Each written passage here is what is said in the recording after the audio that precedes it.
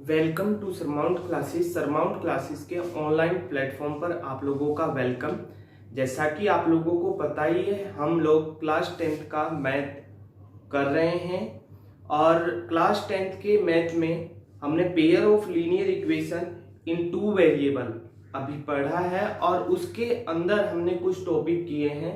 जैसे हमने एलिमिनेशन कर लिया है और एक और किया है सब्स्टिट्यूशन मेथड किया है। एलिमिनेशन मेथड और सब्स्टिट्यूशन मेथड, इन दोनों ही मेथड से हमने सीखा है किस तरीके से लीनियर पेयर को सॉल्व किया जाता है।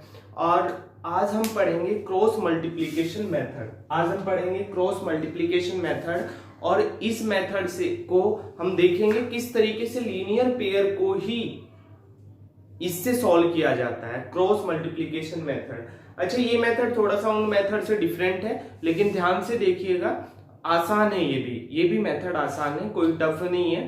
दूसरा, जो लोग वीडियो देख रहे हैं, सिर्फ भाई मैं फिर से बता दूं, वीडियो सिर्फ देखने से इतना बेनिफिट नहीं मिलेगा जितना बेनिफिट आप लोग नोटबुक लेकर बैठे, पेन लेकर बैठे, तब ईयरफोन लगाएं आराम से कान में, जैसे भी मतलब लैपटॉप पीसी वगैरह पे आप लोग देखते हो, तब आराम से नोट करते रहिएगा जो मैं करवा रहा हूं, ठीक है।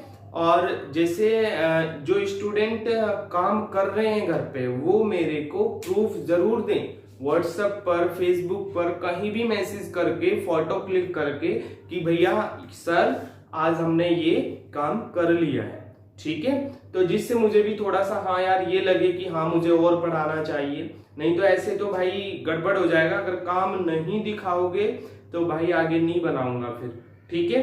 तो आगे ऑनलाइन लेक्चर नहीं लूंगा। ऑनलाइन लेक्चर लेने का पर्पस ही ये है कि आप लोग घर पर, जो लोग, कुछ लोगों की कॉल भी आई मेरे पास, तो जो वोरी कर रहे थे उनकी वजह से मैंने यहाँ पर ऑनलाइन प्लेटफॉर्म पर आया हूँ।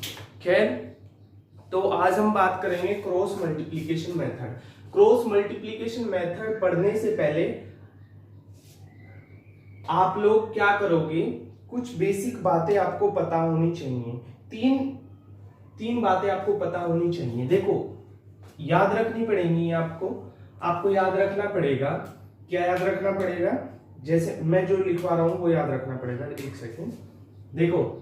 अच्छा, एक पहले कंपेयर बता दूं मैं आपको। अगर कहीं लिख रहा है 2x plus 3y equal to, और फर्स्ट इक्वेशन, और सेकेंड इक्वेशन लिख रहा है 6x plus 8y equal 7। Cross multiplication method पढ़ने से पहले याद रखना, अब तक ये 2 और 7 किसकी वैल्यू है? C1 की वैल्यू ये है और C2 की वैल्यू ये। कैसे आई ये, कैसे पता चला हमें, अभी बताऊंगा। बस अब तक तो कोई फर्क नहीं पड़ता था ये RHS में हो या LHS में हो, लेकिन अब बहुत ज्यादा फर्क पड़ेगा। क्रॉस मल्टीप्लिकेशन मेथड में जो फॉर्मूला हम यूज करेंगे, जो स्टैंडर्ड हम यूज करेंगे, उसे अप्लाई करने के लिए उसकी कंडीशन है।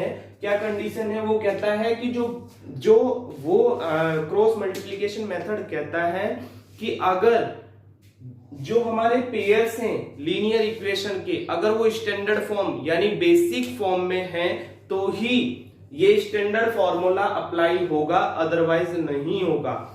उसके लिए फिर अलग फॉर्मूला लगाना पड़ेगा।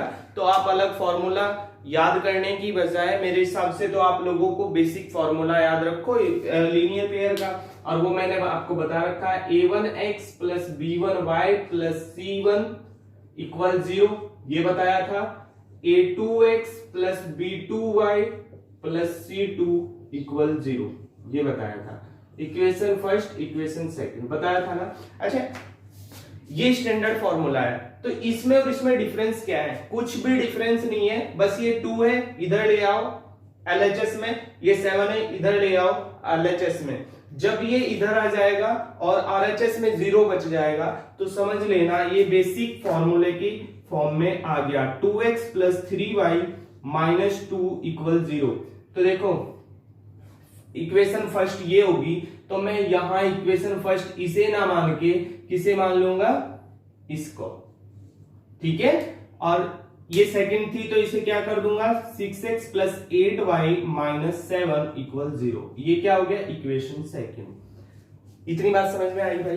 देखो इसे इसे कंपेयर करो, इसको और इसको कंपेयर करेंगे तो कंपेयर करने के बाद मेरे को, अच्छा फर्स्ट इक्वेशन इसकी और फर्स्ट इक्वेशन इसकी दोनों को कंपेयर करेंगे तो a1 की वैल्यू क्या आएगी, यहां देखो x का कोफिशिएंट a1 है और a1 का x का कोफिशिएंट यहां क्या है 2, तो a1 की वैल्यू क्या आ जाएगी 2।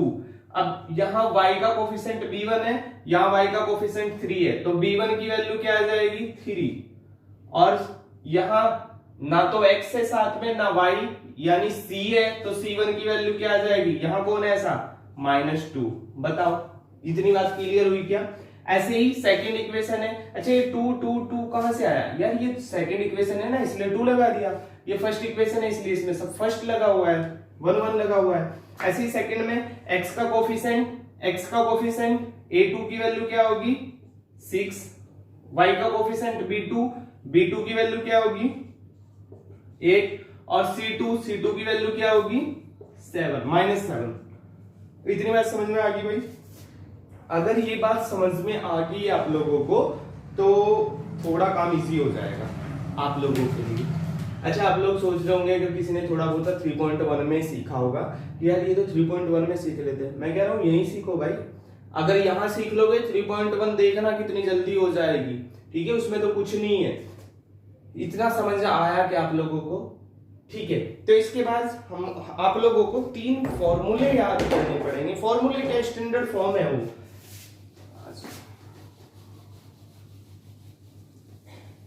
ये स्टैंडर्ड फॉर्म, चलो इसको छोड़ ही देता हूं, कंपेयर करने में इजी रहेगा। तो देखो 3 है, कैसे किसी भी तरीके से याद कर लेना। देखो a1 upon a2 equal b1 upon b2, अगर ये नॉट इक्वल है, अच्छा देखो ये इक्वल होता है लेकिन ये नॉट इक्वल होता है। इक्वल का मतलब वो उसके इक्वल है, वो उसके बराबर है, नॉट इक्वल का मतलब वो उसके बराबर नहीं है। तो अगर ऐसी कंडीशन हुई कि a1 अपॉन a2 यानी a1 a2 का रेशो b1 b2 के रेशो के अगर नॉट इक्वल है तो इसका मीन्स होगा यूनिक सॉल्यूशन।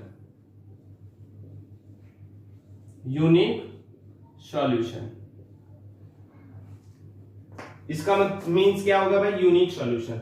लेकिन अगर दूसरा a1 अपॉन a2 वही जो का तो आएगा a1 upon a2 equal b1 upon b2 और not equal c1 upon c2, अगर ये होगा तो इसका मीन्स होगा, अगर ये कंडीशन कहीं मिल जाती है या ये कंडीशन कहीं मिल जाती है तो इसका मीन्स तो होगा यूनिक सॉल्यूशन, लेकिन अगर ये कंडीशन होगी तो इसका मीन्स होगा नो सॉल्यूशन, यानी उसका कोई भी सॉल्यूशन नहीं है। यूके बोर्ड वाले देख रहे होंगे तो यूनिक सॉल्यूशन को हिंदी में क्या बोलेंगे, अद्वितीय हल, केवल एक हल, ठीक है। नो सॉल्यूशन यानी कोई हल नहीं। अब आ जाओ थर्ड कंडीशन क्या है, a1 upon a2 equal b1 upon b2 equal c1 upon c2। अच्छा जो बच्चे उत्तराखंड बोर्ड के अगर बच्चे देख रहे हैं और उन लोगों को इंग्लिश में प्रॉब्लम हो रही है थोड़ी बहुत, तो वो मेरे को कमेंट सेक्शन में बता दीजिएगा, मैं फिर हिंदी इंग्लिश दोनों में ट्राई किया करूंगा, ठीक है। तो देखो थर्ड कंडीशन ये है, अगर a1 upon a2 b1 upon b2 c1 upon c2 तीनों इक्वल है तो इसका क्या होगा, मैनी सॉल्यूशन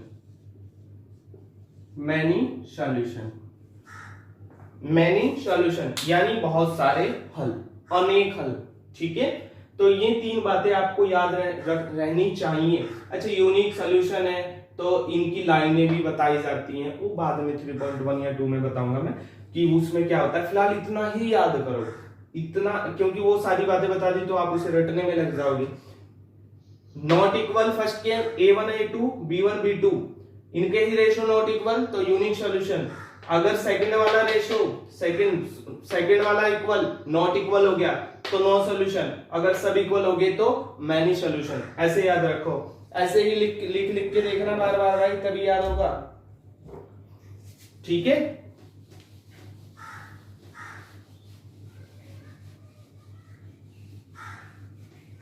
तो कल तक याद हो जाना चाहिए भाई ये अगर याद हो जाएगा तो ही इजी लगेगी कंसेप्ट, अदरवाइज इशू आएंगे इस कंसेप्ट में। देखो अब एक्सरसाइज 3.5 का फर्स्ट क्वेश्चन देखो आप लोग। फर्स्ट क्वेश्चन में क्या बोला गया है, मैं पढ़ रहा हूं उसको। तो जिन लोगों के पास एनसीईआरटी की बुक है वो तो बुक खोल के रखा करो, बुक ओपन करके रखा करो जब वीडियो देखते हो, लेक्चर देखते हो।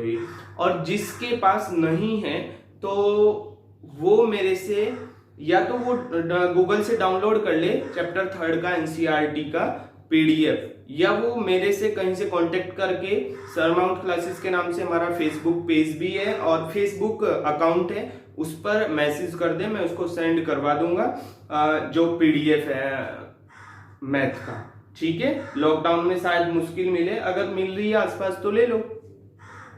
तो देखो क्वेश्चन फर्स्ट है, मैं पढ़ रहा हूं, जिसके पास है नहीं ध्यान से सुनना। Which of the following pairs of linear equation has unique solution, comma no solution और infinitely many solution. In case there is unique solution, find it by using cross multiplication method। कह रहा है, क्या कह रहा है भाई, कि लीनियर पेयर दिए हुए हैं, जो लीनियर पेयर दिए हुए हैं उनमें चेक करो कि कौन कौन से मैनी सॉल्यूशन है, यूनिक सॉल्यूशन है, या यूनिक सॉल्यूशन या नो सॉल्यूशन, क्या उसका सॉल्यूशन है। पहले तो ये चेक करो, उसके बाद अगर यूनिक सॉल्यूशन आ जाता है तो उसको क्या करें, सोल्व करें। किस मेथड से, क्रॉस मल्टीप्लिकेशन मेथड से। और यही हमारा आज का टॉपिक है, क्रॉस मल्टीप्लिकेशन मेथड को सीखना। खैर फर्स्ट क्वेश्चन लगाते हैं। First, x minus 3y minus 3, x minus 3y minus 3 equal 0, 3x minus 9y minus 2, 3x minus 9y minus 2 equal 0। ये दो लीनियर पेयर, हमारे लीनियर पेयर है, ये दो इक्वेशन है। हमें क्या करना है, इसको पहले चेक करना है। देखो चेक करने के लिए ध्यान से सुनना, थोड़ा सा उन दोनों मेथड से अलग है लेकिन इजी है अगर समझोगे ध्यान से। देखो पहले मैं ये इधर लिख ही लेता हूं, a2x plus b2y plus c2 equal 0, equation second. ये और ये दोनों ही स्टैंडर्ड फॉर्म में है क्या, ये वाली हमारे पेयर स्टैंडर्ड फॉर्म में है क्या, बेसिक फॉर्मूले के फॉर्म में है क्या लीनियर पेयर के। हाँ मुझे पता चल गया, हाँ भाई है। तो मेरे को सेलेक्ट करना है, इसमें से ढूंढना है, a1 निकालना है, मेरे को a2 भी ढूंढना है, मेरे को b1 भी ढूंढना है, b2 भी ढूंढना है और c1 भी ढूंढना है और c2 भी। होप सो ये तो अब आपको समझ आने लग गया होगा कि a1 क्या है। a1 क्या है, x के साथ में कुछ नहीं है, तो जिसके साथ कुछ नहीं होता उसके साथ 1 होता है, यानी प्लस का 1। क्लियर। b1 के साथ -3, b1 की वैल्यू क्या है -3, यानी b1 कौन होता है, b हमेशा वो होता है जो y के साथ हो। 1 है तो फर्स्ट इक्वेशन में देख लो, ये इक्वेशन फर्स्ट है, ये सेकंड है, पता है ना। तो c1 की वैल्यू क्या होगी -3, b2 a2 की वैल्यू 3, b2 की वैल्यू -9 और c2 की वैल्यू -2। इतनी बात समझ आ गई क्या भाई।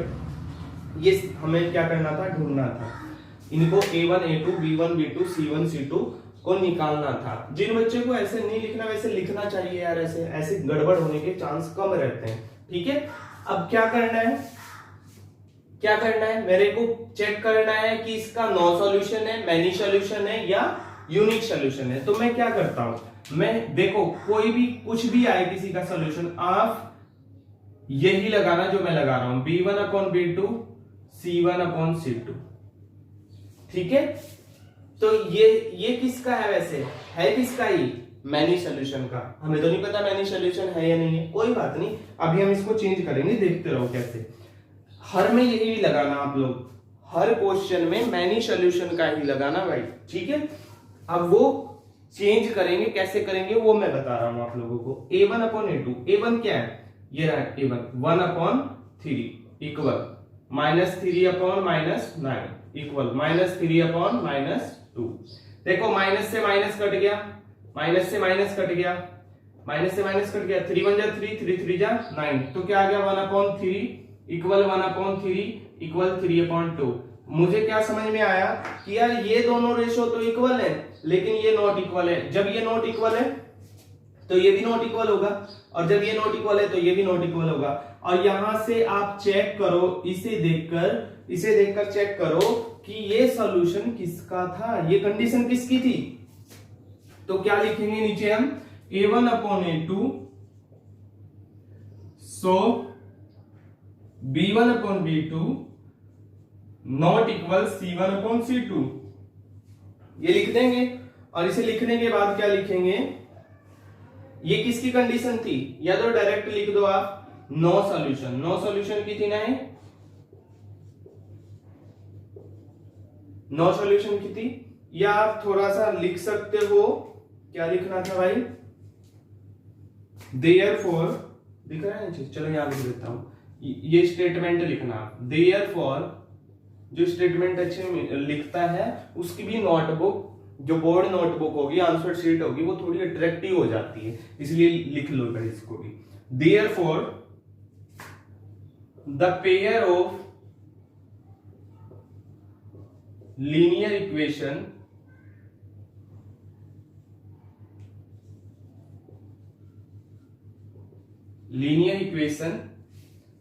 the pair of linear equation has no solution। बस ये लिख ली ना, जब इसका नो सॉल्यूशन आ गया है तो नो सॉल्यूशन होगा तो हम क्या करेंगे बताओ, कब करना है सोल्व तो तब करना है जब यूनिक सॉल्यूशन आएगा। यूनिक आया नहीं तो हमारा क्वेश्चन यही खत्म हो गया है, इसमें ये नहीं लगेगा ही नहीं, क्रॉस मल्टीप्लिकेशन मेथड लगाना ही नहीं। बताओ क्लियर हुई क्या ये बात, ठीक है।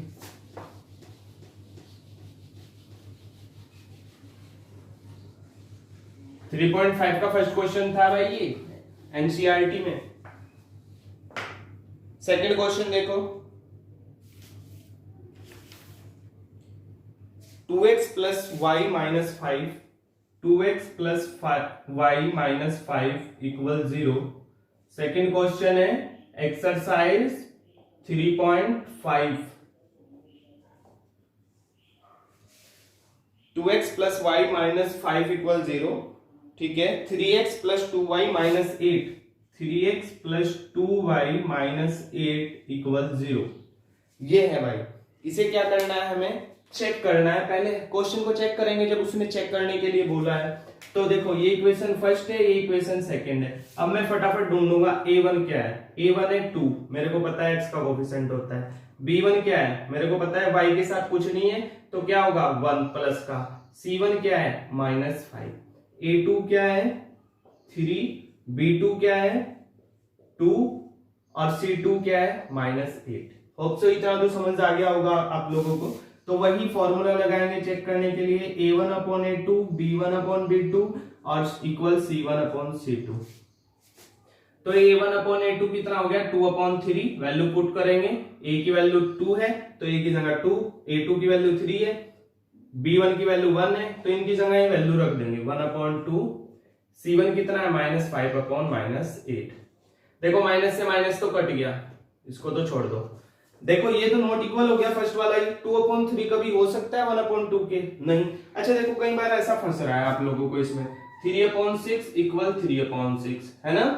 तो देखो नहीं 3/6 नहीं, इसे लिखो 6/12, ये फंस रहा है। तो भाई पहले इसे सिंपल करना है, सिंप्लीफाई करना है, तब देखना है 3 1 जा 3 3 2 जा 6, 1/2 1/2 दोनों ही तरफ सिंप्लीफाई करना है, उसके बाद ही चेक कर सकते हो। अगर सिंप्लीफाई अगर सिंप्लीफाई नहीं हो रहा है तो देखो इस केस में देखो सिंप्लीफाई होगा या नहीं होगा, तो नहीं होगा तो हमें पता चल गया इसके नॉट इक्वल नहीं, क्योंकि सेम नहीं है।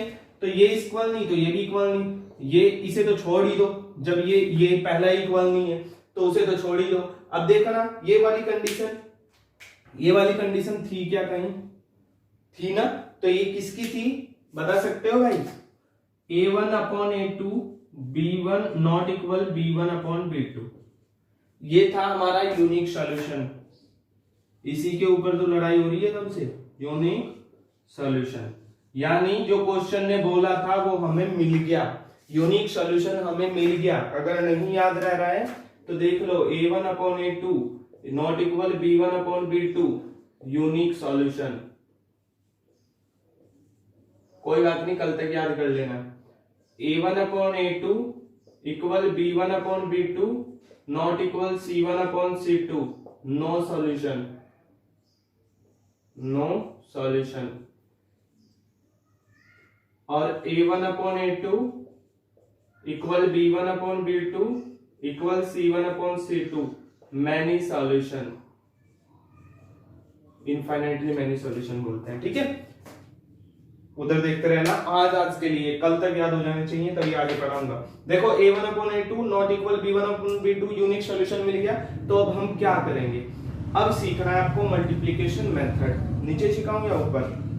देखो चलो यहीं सिखा देते हैं। यूजिंग, चलो ऊपर ही सिखाऊंगा। By cross multiplication method, cross multiplication method का यूज करेंगे। तो देखो क्रॉस मल्टीप्लिकेशन मेथड में आपको याद रखना पड़ेगा क्या, ये स्टैंडर्ड सा फॉर्मूला है। x लिखा, ध्यान से समझ लेना इसी क्वेश्चन को, सब क्लियर हो जाएगा। ये y लिखा,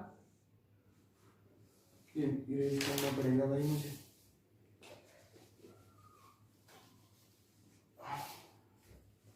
और इक्वल 1 लिखा।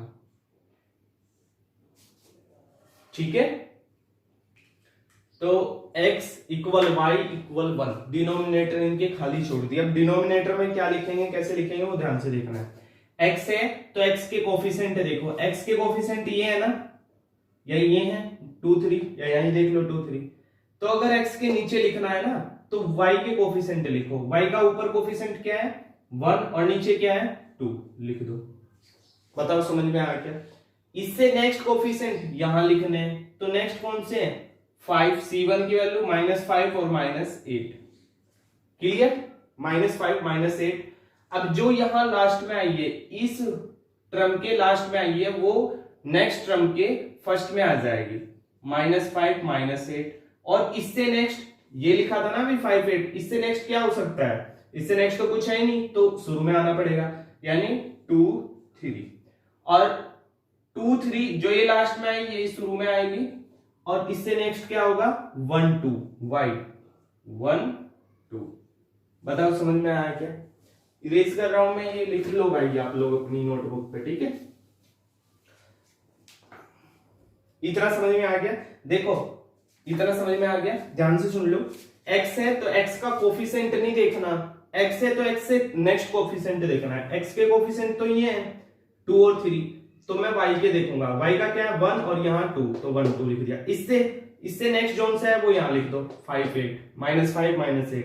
अब इसको रिपीट करना है, ये इसका एंड है तो इसका स्टार्टिंग होगा, इसको रिपीट किया। और इससे नेक्स्ट कौन सा होगा, देखो ये है ना 5 8, इससे नेक्स्ट क्या होगा 2 3, और 2 3 से नेक्स्ट 2 3 इसका लास्ट है तो इसका स्टार्टिंग होगा, और इससे नेक्स्ट क्या होगा 2 3 से 1 2। बताओ समझ में आ गया? ये बात ध्यान रखना, अगर इसका एंडिंग है तो इसका स्टार्टिंग होगा, इसका एंडिंग तो इसका स्टार्टिंग। एक बात देख लो, रिपीट हो रहा है बार बार, 5/8 -5/8 -5/8, ये 2/3 2/3। ठीक है, ठीक है। तो जो मैं एरो लगा रहा हूं ये ऊपर से नीचे, ऊपर से नीचे। अच्छा देखो एक और बात बताऊं मैं आपको स्टेयर पे चढ़ना है जीने पे घर में, तो ऊपर से नीचे आना आसान है, लेकिन नीचे से ऊपर जाओगे कोई वजन लेके तो दिक्कत होगी। तो ऐसे ही यहाँ है, ऊपर से नीचे आओगे तो आसान है, नीचे से ऊपर जाओगे तो दिक्कत है। अब वो क्या दिक्कत है, ज्यादा दिक्कत नहीं, समझ लो क्या है। x तो जो का क्यों है ऊपर, इसकी मल्टीप्लाई होगी। अच्छा इसकी मल्टीप्लाई करेंगे तो 8 बन जा 8 हो गया, मल्टीप्लाई होगी। मल्टीप्लाई तो हुई, लेकिन ये प्लस का है और ये किसका है माइनस का, तो प्लस माइनस क्या आएगा माइनस। आप एक बात बताओ, मैंने कहा 1 की मल्टीप्लाई होनी -8 के साथ, तो ये प्लस का है माइनस का, तो क्या होगा -8 8 बन जाए 8, यही तो आएगा, तो वही तो लिखा। समझ गए भाई? अब ठीक है, अब जो लिखना है नेक्स्ट वो इसकी और इसकी मल्टीप्लाई करके लिखना है, इसकी मल्टीप्लाई करनी है। 2 5 जा 10, लेकिन ये माइनस प्लस माइनस माइनस, लेकिन इन दोनों, ये तो अभी मल्टीप्लाई की दोनों की, इसकी भी मल्टीप्लाई की हमने, ठीक है। 5 2 जा 10 माइनस का, लेकिन पहले इसकी करनी है, हमेशा जो ऊपर से नीचे जाएगा पहले उसी की लिखी जाएगी, ऐसा नहीं इसे बाद में लिख दो, नहीं, पहले इसी की लिखनी है, और जो सेकंड टाइम की उसे भी लिख दो, और दोनों के बीच में माइनस लगेगा, याद रखना, दोनों के बीच में माइनस लगेगा, ठीक है। तो y अपॉन, ऐसे इन दोनों की करो, 5 3 जा 15, माइनस 15 आएगा, वही सेम केस है, प्लस माइनस माइनस, और ये माइनस माइनस किसको करना है, रुक यार ये साइन लगा दो मैं ब्लैक से, 5 3 जा 15, 8 2 जा 16, 16, और किसका आएगा 16, माइनस का। ये माइनस कहां से आया, ये फॉर्मूले का माइनस है, यानी फॉर्मूला कहता है कि इन दोनों की मल्टीप्लाई करो, कुछ भी हो डोंट केयर, इसकी मल्टीप्लाई करो और इसकी करो, जो इसकी करोगे उसमें से इसको माइनस कर देना है, ठीक है। जो इसकी की 15 उसमें से माइनस करना है जो इसकी आएगी, वो प्लस आए माइनस आए उससे कोई फर्क नहीं पड़ता हमसे, इक्वल 1 अपॉन क्या आ गया, 2 2 जा 4 और 3 1 जा 3, माइनस 3 आया ना, देखो इसमें तो माइनस नहीं था, यानी ये फॉर्मूले का है, समझ गए। अगर नहीं क्लियर हुआ होगा अभी बताऊंगा, एबीसीडी से क्लियर कराऊंगा उसे। तो x अपॉन -8, देखो minus minus plus plus 10 equal y upon -15 और minus minus plus equal 1 upon 1। बताओ समझ आया क्या इतना, ठीक है। तो देखो x अपॉन कितना हो गया, 10 में से 8 गए, 10 में से 8 गए 2 इक्वल y अपॉन 16 में से 15 गए 1 इक्वल 1 अपॉन 1। बस इससे आगे सॉल्व नहीं होगा। जब ऐसा लग रहा हो अच्छा अब तो हमें कुछ समझ ही नहीं आ रहा कि ये कुछ आपस में सॉल्व हो सके, अलग अलग टर्म अलग अलग साइड, ठीक है, जब तक यहाँ सॉल्व हो रहा था, ठीक है। अब क्या करो, इसको ले लो इसके इक्वल, क्योंकि देखो ये इसके इक्वल है, ये इसके इक्वल है, तो ये डायरेक्ट भी इसके इक्वल होगा, ठीक है। तो मैंने लिख दिया, क्या लिख सकता हूं, x अपॉन 2, सो x अपॉन 2 इक्वल 1 अपॉन 1, तो x इक्वल क्या आ गया 2, ये 2 डिवाइड में है, उधर जाके मल्टीप्लाई हो जाएगा 2। अगर मैं लिख दूं x अपॉन 2, एक बार तो इसको ले लिया, एक बार इसे लो y को, सो y अपॉन 1 इक्वल 1 अपॉन 1, तो y इक्वल क्या आ गया, ये उधर चला जाएगा मल्टीप्लाई में 1। बताओ समझ आया क्या, एक्स वाई की वैल्यू आ गई भाई, एक्स की वैल्यू क्या है 1 और वाई की वैल्यू 1। बताओ क्लियर है क्या, कौन सा क्वेश्चन था भाई ये हमारा,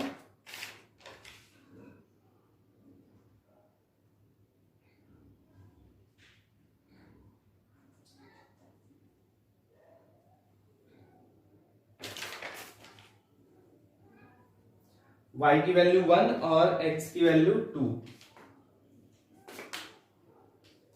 तो देखो ये होता है हमारा क्रॉस मल्टीप्लिकेशन मेथड। बताओ समझ आया क्या। देखो अगर समझ नहीं आ रहा है, कहीं भी कोई प्रॉब्लम हो रही है, वैसे एक बात बताऊं आपको, अगर नोटबुक लेके ईमानदारी से first video, second video, third video ऐसे लेक्चर को सीक्वेंस में देख रहे हो तो होप सो समझ में आ रहा होगा। और कुछ बच्चों का फीडबैक भी जरूरी होता है। देखो आपको क्या कहाँ क्या प्रॉब्लम आ रही है, तो वो आप फीडबैक दो, कमेंट सेक्शन में बताओ कि ये प्रॉब्लम आ रही है, तब मैं उस पर काम करूंगा। क्योंकि हर बच्चे का जो आईक्यू लेवल होता है वो डिफरेंट होता है, कौन कैसे समझता है, वो अगर सामने हो तो समझा भी सकते हैं, अगर वो पीछे अगर बताएगा प्रॉब्लम तो बिल्कुल मैं उसको सेटिस्फाई करने की पूरी कोशिश करूंगा और करूंगा, ठीक है। तो देखो एक और बार देख लो इसको, क्रॉस मल्टीप्लिकेशन मेथड को, दो इक्वेशन होती हैं, पहले चेक करेंगे। क्वेश्चन ने ये बोला है एक्चुअली कि यूनिक सोल्यूशन हुआ, पहले तो चेक करो कि यूनिक सोल्यूशन है, मैनी सोल्यूशन है या नो सोल्यूशन है, ठीक है। हमने बोला ठीक है चेक कर देते हैं। उसके बाद कह रहा है कि अगर यूनिक सोल्यूशन वाली कंडीशन सेटिस्फाई होती है ठीक है, हमारी वो भी होगी। तो कह रहे हैं तब सोल्व करो। अब सोल्व किससे कह रहा है कि क्रॉस मल्टीप्लीकेशन से, ठीक है। तो कंडीशन चेक करनी तो सबसे आगे होगी। तो क्रॉस मल्टीप्लीकेशन मेथड में x इक्वल y इक्वल 1 रखना है और डिनोमिनेटर खाली छोड़ देना है। x के नीचे जो शुरू में लिखना है वो x का कोफिशिएंट नहीं, उससे नेक्स्ट कोफिशिएंट लिखना है। x के कोफिशिएंट क्या है 2 3, हमें लिखना है 1 2, ठीक है। इससे नेक्स्ट कौन से है -5 -8, वो लिख देने। इसका एंडिंग हो गया, इसका एंडिंग हो गया तो अगले का स्टार्टिंग भी यही होगा, हो गया। अब इससे नेक्स्ट कौन से है, ये होगा 2 3। अब इसका एंडिंग हो गया तो उसका स्टार्टिंग भी ये होगा, और इसका स्टार्टिंग ये है 2 3, तो 2 3 ये। इससे नेक्स्ट क्या है 1 2, तो 1 2 लिख दिया, ठीक है। जो ऊपर से नीचे आएगी मल्टीप्लाई, उनको मल्टीप्लाई करके लिखो, और मल्टीप्लाई करके लिखने से जो नीचे से ऊपर कर रहे हो आप, ऊपर से नीचे वाले की तो मल्टीप्लाई करके लिख दो, जो नीचे से ऊपर कर रहे हो उनको माइनस साइन कर देना है, यानी उनको माइनस करना है। अब ये चीज बहुत कंफ्यूज करेगी, जैसे 5 टू द 10 इसका खुद का माइनस है और माइनस साइन भी लगाना है, तो भाई इनमें क्लियरिटी रखनी पड़ेगी आपको, ठीक है। अगर प्रॉब्लम आ रही है तो ABCD का जो फॉर्मूला होता है उससे क्लियर करके बता दूंगा, लेकिन पहले बता दो मुझे अगर कहीं प्रॉब्लम आ रही है तो, फिर इसको कल को दोबारा से बताऊंगा, ठीक है।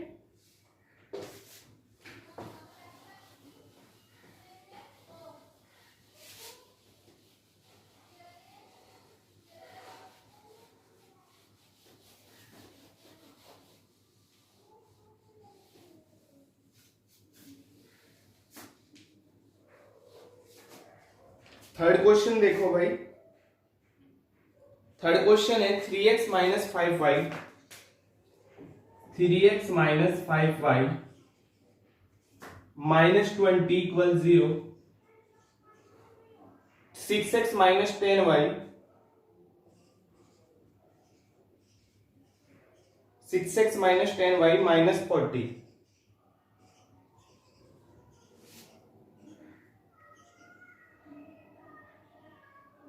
-40 इक्वल 0। इक्वेशन फर्स्ट होगी, ये इक्वेशन सेकंड होगी। तो क्वेश्चन 3.5 का थर्ड है ये। तो थर्ड में क्या बोला है, सेम सबके लिए बोल रखा है उसने 4 या 5 क्वेश्चन में।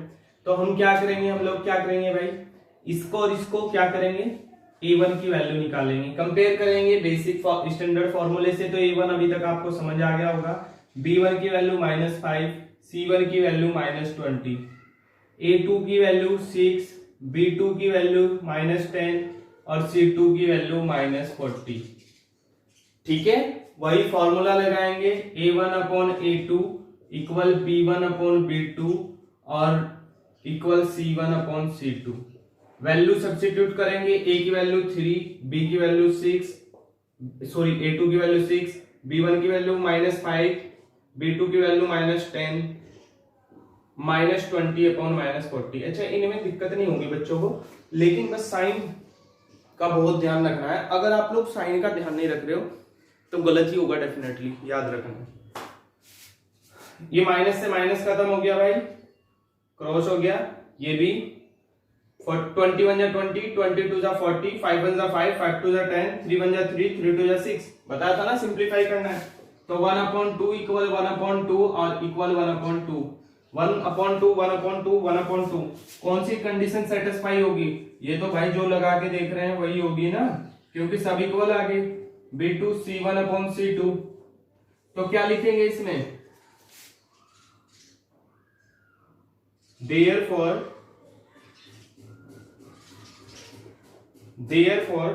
the pair of linear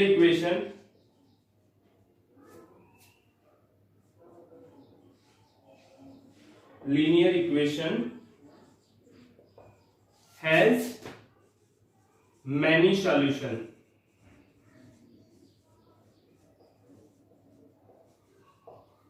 ठीक है, इसमें क्या है, मैनी सोल्यूशन है, इस इक्वेशन के मैनी सोल्यूशन है। तो अब इसका मैनी सोल्यूशन है, तो बताओ, आप लोग ही बताओ, सॉल्व करेंगे इसको आगे, नहीं, आंसर आ गया बस। अगर पेपर में भी ऐसा क्वेश्चन आता है, एग्जाम में भी आपके, तो यहीं तक सॉल्व करना है। अगर वो कह रहा है कि कुछ भी आए तब भी सोल्व करो, नो सॉल्यूशन पे तो नहीं कहेगा, यूनिक पे ही बोलेगा यार वैसे वो, ठीक है।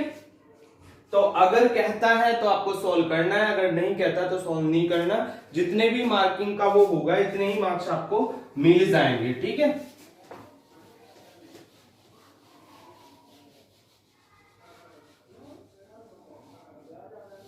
तो फोर्थ क्वेश्चन पे आते हैं।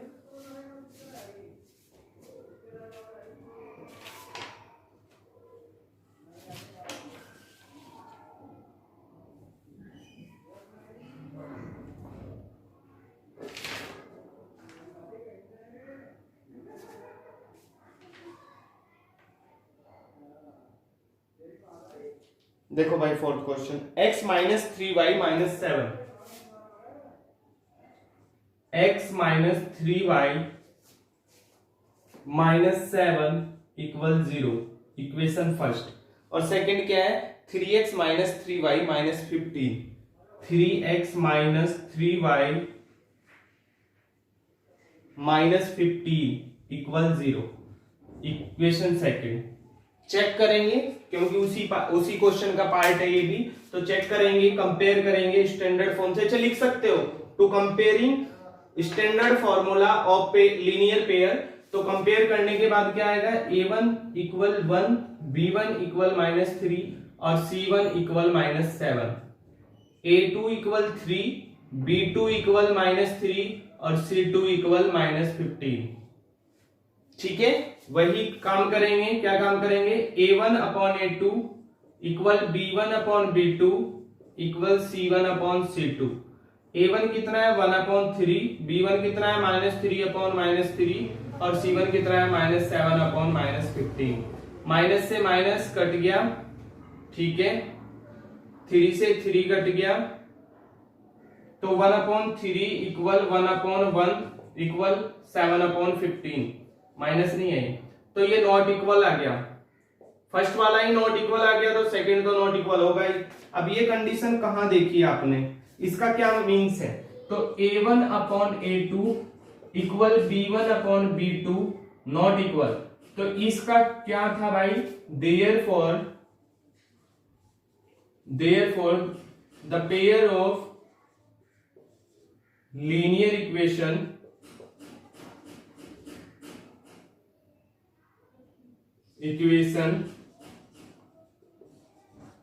has no solution।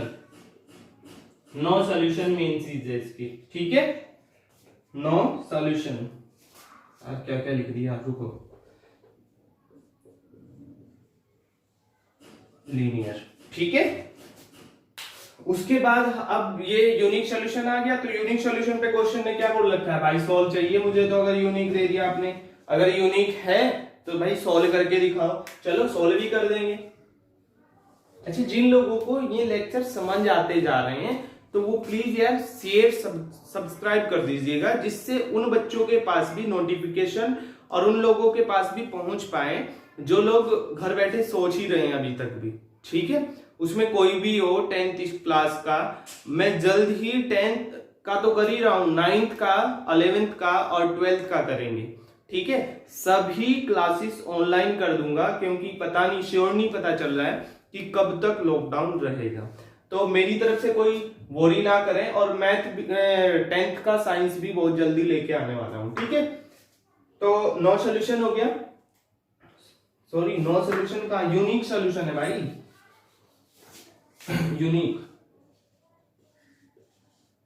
Unique solution है। और यूनिक सॉल्यूशन है तो हम क्या करेंगे, इसको सॉल्व करेंगे, और सॉल्व करेंगे तो वही लिख देना बाय क्रॉस मल्टीप्लीकेशन मेथड, लिख लेना बाय क्रॉस मल्टीप्लीकेशन मेथड। तो x लिखेंगे, फिर इक्वल लगाएंगे, y लिखेंगे, फिर इक्वल लगाएंगे, 1 लिखेंगे। ध्यान से देखो, x के नीचे x का कोफिशिएंट नहीं लिखेंगे, y का लिखेंगे -3, फिर इससे नेक्स्ट -7 -15, y का कोफिशिएंट, सॉरी जो इसका एंड हुआ वो इसका स्टार्टिंग करो, और इससे नेक्स्ट कौन सा है 7 15 से 1 3, और 1 3 इसका एंडिंग है तो इसका स्टार्टिंग, और इससे नेक्स्ट कौन सा है 1 3 से -3 माइनस साइन मत छोड़ देना भाई, कहीं देख लो एक बार, छूट तो नहीं गया, नहीं सही है।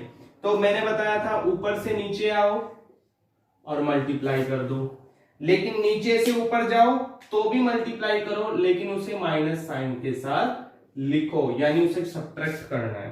ठीक है, ये बात बहुत मेन है, देख लेना, आपको इसी में गड़बड़ होगा। 15 3 जा 45, अब 45 प्लस का आएगा क्योंकि माइनस माइनस प्लस होगी। देखो -3 इंटू -15, 15 3 जा 45, और माइनस माइनस प्लस हो गए भाई, माइनस माइनस प्लस होता है। अच्छा, किसी को साइन में भी प्रॉब्लम है तो वो भी बता दीजिएगा, साइन प्रॉपर्टी जो होती है वो मैं उसकी भी अलग से एक वीडियो बना दूंगा। अच्छा, बहुत बच्चों को ये बात है कि मैं छोटी छोटी बातें भी बता देता हूँ। देखो, छोटी बातें बताने का पर्पस ये है, आपको तो पता है, चलो जिसको ये बात पहले से पता है वो अच्छी बात है, लेकिन जिसको नहीं पता वो बस इस छोटी सी बात की वजह से ही बड़ा कंसेप्ट भी नहीं समझ पाएगा। लेकिन अगर वो इस छोटी बात को यहां पर पकड़ लेगा तो कंसेप्ट भी समझ जाएगा। ठीक है, तो 15 3 जा 45 और 7 3 जा कितना हो गया भाई 21, और ये भी माइनस माइनस प्लस हो गया, माइनस माइनस है ना दोनों में, लेकिन चलो वो तो मल्टीप्लाई करके हुआ प्लस, लेकिन इन दोनों के बीच में क्या आएगा माइनस, इक्वल y 7 3 जा 21 plus minus minus minus plus minus 15 1 जा 15 प्लस माइनस माइनस, लेकिन दोनों के बीच क्या आएगा माइनस, इक्वल 1/3 1 जा 3 और 3 3 जा 9, माइनस का साइन कहां से आया, ये तो मल्टीप्लाई करके ही आ गया, 3 3 जा 9, 3 और -3 15। तो देखो भाई x/45 में से 20 बन गए, 5 में से बन गए 4 में से 2 गए 2, इक्वल y अपॉन देखो -21 माइनस माइनस प्लस 15 इक्वल 1/-3 और प्लस 9।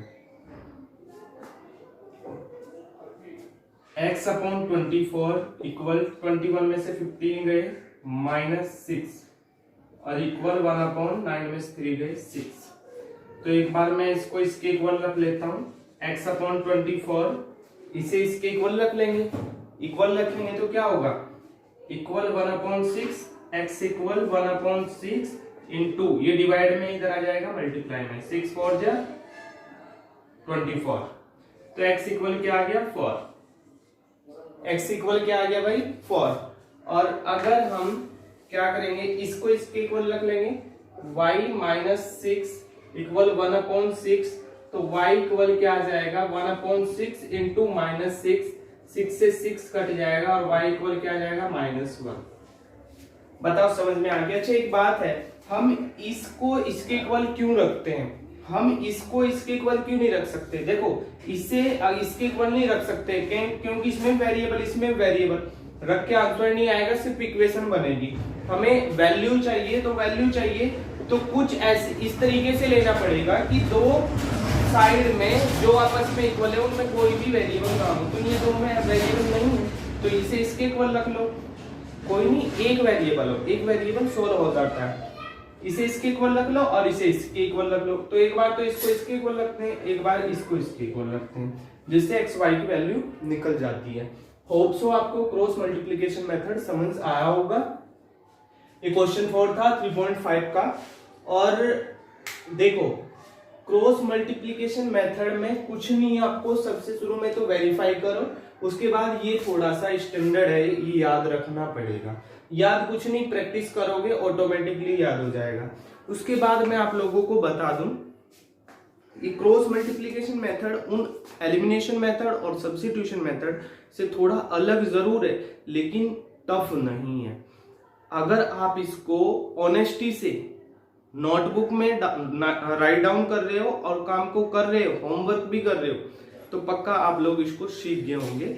और बस आज का टॉपिक, आज का लेक्चर यहीं पर रखेंगे। और आज हमने पढ़ लिया है क्रॉस मल्टीप्लिकेशन मेथड, और इससे पहले हम पढ़ चुके हैं एलिमिनेशन और सब्स्टिट्यूशन, और एक हमारा मेथड रह गया है ग्राफिकली मेथड। उसके लिए भी जल्दी ही आता हूँ, ठीक है, बस एक काम आप लोग कर दीजिएगा, जो बच्चे लॉकडाउन में घर बैठे हुए हैं और वॉरी कर रहे हैं, उन तक ये वीडियो शेयर कीजिए। शेयर करो, सब्सक्राइब करो और लाइक करो। Thank you.